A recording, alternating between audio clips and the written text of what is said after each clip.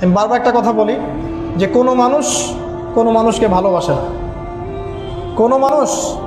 কোনো মানুষকে সত্যিকার অর্থে ভালোবাসে না। শুধুমাত্র আপনার রব আল্লাহই আপনাকে ভালোবাসে। আপনি আজ হোক আর কাল হোক এটা বুঝতে পারবেন। আপনার গার্লফ্রেন্ড আপনাকে ভালোবাসে না, আপনার স্বার্থকে ভালোবাসে, আপনার অবস্থানকে ভালোবাসে, আপনার পরিবারের লোকজন আপনার অবস্থানকে ভালোবাসে। আপনি আজকে বড় একটা চাকরি পান, আপনার স্ট্যাটাস বেড়ে যাক, তারা আপনাকে তোলা তোলা করে বড় করবে। ওই আপনি এমন একটা কাজ করেন, আপনি সুদের চাকরিটা ছেড়ে দিয়ে আসেন, ৮০,০০০ টাকা বেতন পেতেন, চাকরিটা ছেড়ে দিয়ে আসেন, রিজাইন দিয়ে আসেন, দেখেন আপনাকে কি বলে। আপনি আল্লাহর জন্যে, ওরা বলছে আপনি দাড়ি রাখবেন না, আপনি আল্লাহর জন্য দাড়িটা রাখেন, হারাম রিজিকটা ছাড়েন, হারাম অ্যাফেয়ার্সটা ছেড়ে দেন।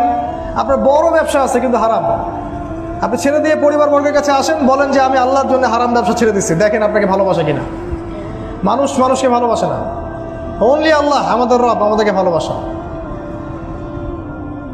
তো আল্লাহর জন্য সব ছাড়ার মানসিকতাটা থাকতে হবে।